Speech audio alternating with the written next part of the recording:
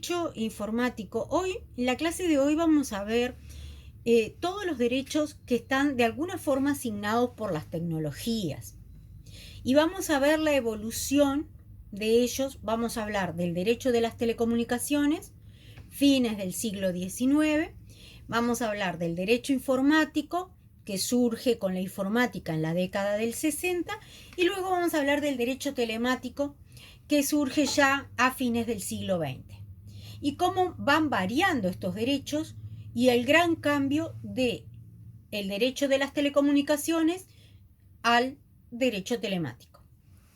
Pero antes vamos a hablar de cómo la tecnología o las distintas tecnologías han influenciado, ¿no?, en materia jurídica.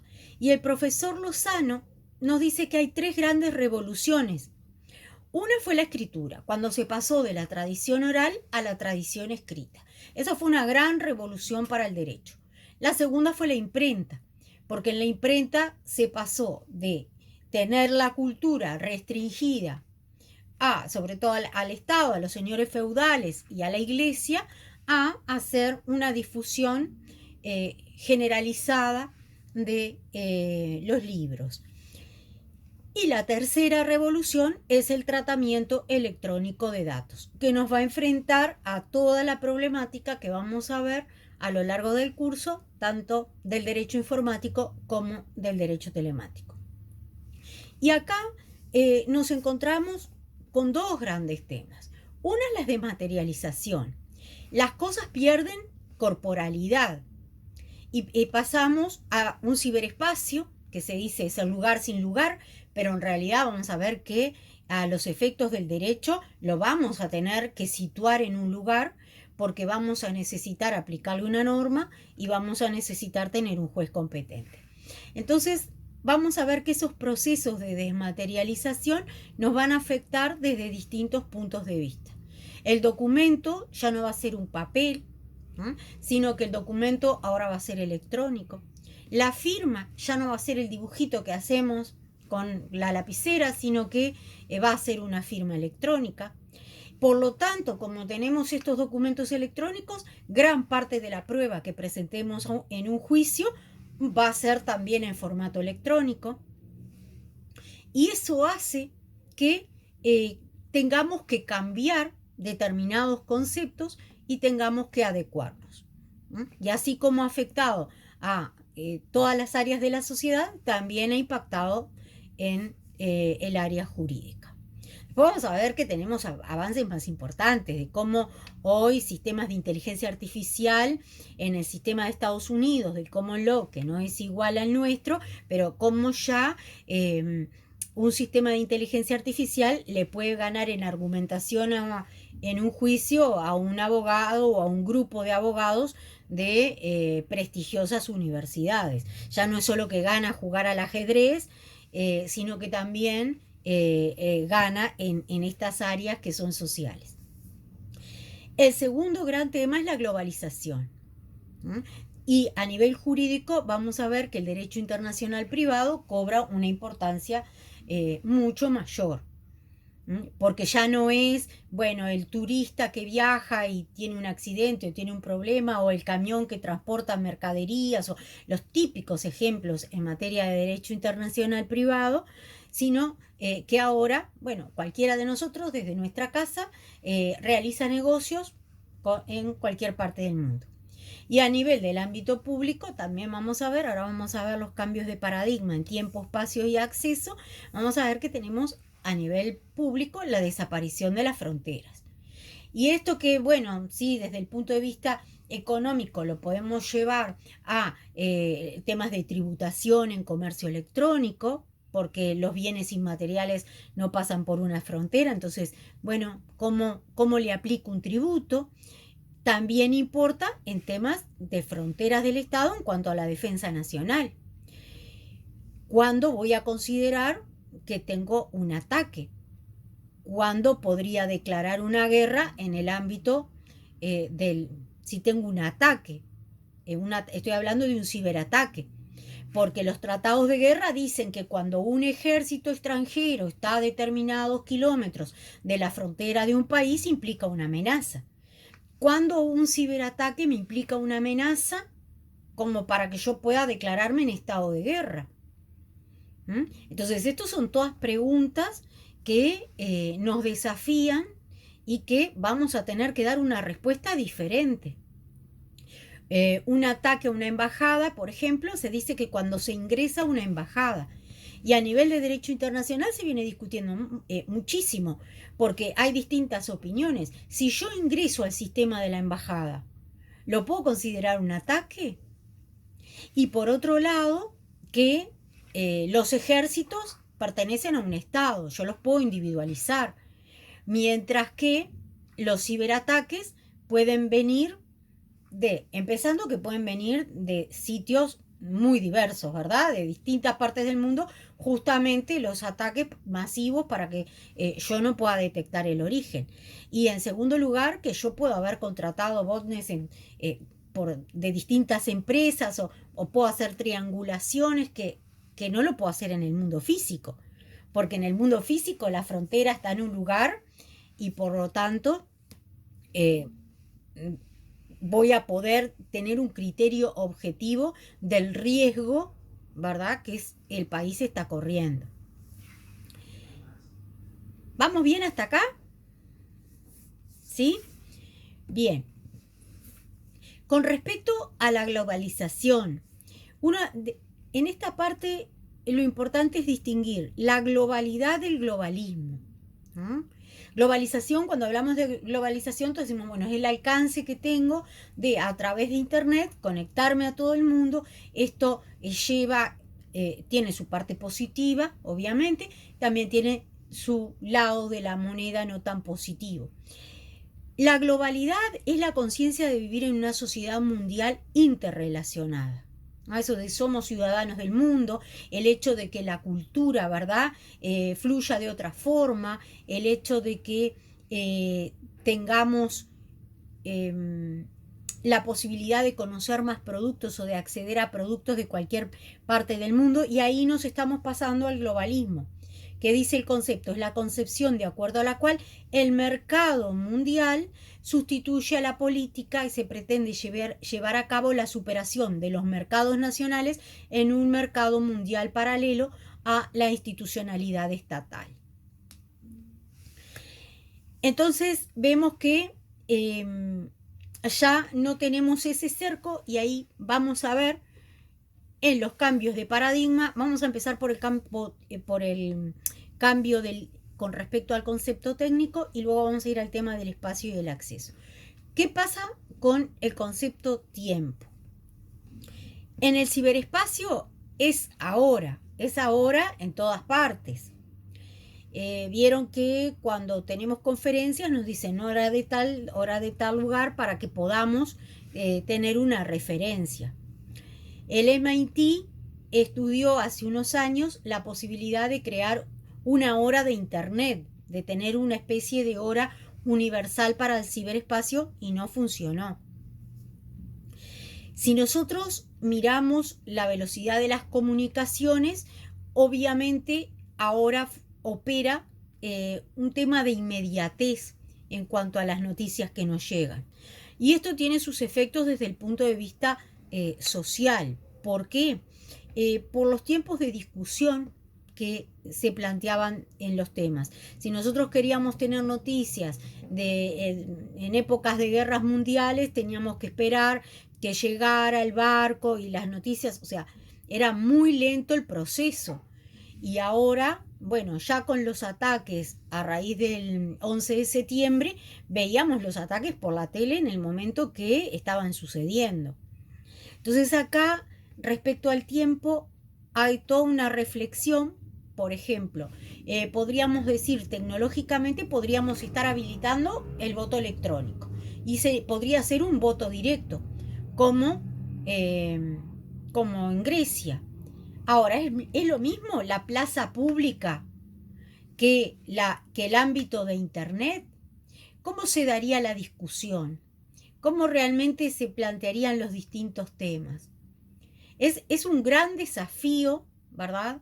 Que tenemos que afrontar para poder contar con esos tiempos y para poder contar con la reflexión, porque habrán visto en protección de datos toda la problemática que existe a la hora de la manipulación, que creo que es un tema muy interesante, que cobra mucha relevancia cuando vamos a hablar algo de inteligencia artificial, y vamos a ver que toda la creación de opiniones a nivel de las redes, bueno, de personas que no existen, de personas que son creadas artificialmente, bueno, genera, ¿verdad? Todo un tema que eh, nos pueden inducir, nos pueden inducir a votar, nos pueden inducir a creer determinadas cosas. Las noticias falsas es una realidad en la red. Y por eso tenemos que estar más alertas que nunca en cuanto a la información que recibimos. ¿Han leído a Harari? ¿Lo han escuchado por lo menos? Harari tiene un libro que se llama Las 21 leyes para el siglo XXI. Si les interesa, se los recomiendo. Es muy fácil de leer. No es un libro jurídico, sino que es una mirada. Él tiene un doctorado en historia, es profesor en la Universidad de Jerusalén, y es muy interesante. La verdad que se los recomiendo, Yuval Harari. Y bueno, sus dos bestsellers anteriores son Sapiens y Homo Deus. Son los dos libros anteriores a las 21 leyes para el siglo XXI. Es muy interesante su planteo. Cuando veamos tecnologías emergentes, que vamos a hablar de inteligencia artificial, de blockchain, vamos a hablar algo de cuál es la visión de Harari sobre estos temas. ¿Alguna pregunta? ¿Cómo impacta el tema tiempo en el mundo jurídico? ¿Qué se les ocurre antes de pasar al espacio? Más allá de la reflexión social, más allá de todo el tema sociológico, del voto electrónico, ¿qué les parece a ustedes que puede impactar en el ámbito del derecho?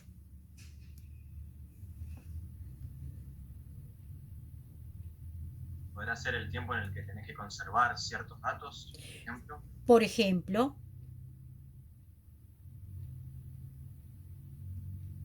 a nivel judicial tenemos plazos. Y esos plazos, una vez vencidos, yo no puedo hacer determinadas acciones. Por lo tanto, saber que tengo 30 días para contestar una demanda, bueno, ¿cuándo se vencieron los 30 días? Si tengo un sistema 7x24, ¿cuándo se va a bajar la llave? Se va a bajar como hoy, cuando las oficinas cierran a las 6 de la tarde, y ya sé que después de las 6 de la tarde no lo voy a poder presentar. Va a ser a las 12 de la noche de ese día. A las 12, ¿tiempo de qué? Y si hay una diferencia entre mi máquina y la máquina del Poder Judicial, y bueno, esos son temas que hay que ir puliendo. ¿Qué pasa si hay una huelga y me bajan el sistema? ¿Qué pasa? Bueno, pasó ahora con la pandemia, que fue necesario declarar una feria judicial extraordinaria con suspensión de los plazos, ¿verdad? Porque, bueno, evidentemente el tema plazos a mí me legitima para hacer algo o no. Yo pierdo mi derecho por el transcurso del tiempo. Por eso el tiempo en derecho es muy importante. Eh, Otro punto respecto al tiempo es el tema de los contratos. Hay una cláusula que normalmente se pone en los contratos que se dice, el plazo para cumplir son tantos días a partir de hoy. ¿Qué pasa si estoy haciendo un contrato con alguien que se encuentra en Seúl y con 12 horas de diferencia Seúl ya es 8 de mayo? Entonces esas cosas las voy a tener que consignar en la data cuando digo el lugar y la fecha, y voy a tener que poner el día, ¿verdad? La fecha del vencimiento. ¿Cómo? Todo lo que son notificaciones y Todo lo que pruebas. son, muy bien, todo lo que son notificaciones es muy importante. Y la caducidad Y la caducidad también, porque yo lo estaba asociando ahora al tema de los plazos, porque en derecho existe lo que se llama el principio de preclusión. Una vez que vence el plazo, es como si se cerrara una puerta y a partir de ahí sigue el proceso. Yo no puedo volver para atrás. Si no hice algo, no lo hice. Entonces, contar bien los plazos para nosotros es crítico. Si son días hábiles, si son días inhábiles. Entonces, el tiempo es algo importante a nivel jurídico. ¿Alguna otra pregunta o comentario? El acceso. No, estábamos con el espacio, perdón. El espacio ya hemos hablado algo. Se trata del problema de la inexistencia de las fronteras físicas. Antes las cosas sucedían en un lugar determinado del espacio. Un buque se hundía en determinado lugar del océano Pacífico y teníamos las coordenadas, longitud y latitud, y podíamos establecer el lugar. En el ciberespacio, bueno, no se nos complica cuáles van a ser los criterios para definir esos lugares. Porque definir el lugar donde sucede un evento, el lugar donde se produjo el daño, el lugar de incumplimiento del contrato, este tipo de cosas hace que yo pueda determinar qué ley le voy a aplicar y qué juez va a decidir en caso de conflicto. Ese es uno de los temas, se denomina jurídicamente ley aplicable y jurisdicción competente. Otro tema es la unidad de acto en los contratos.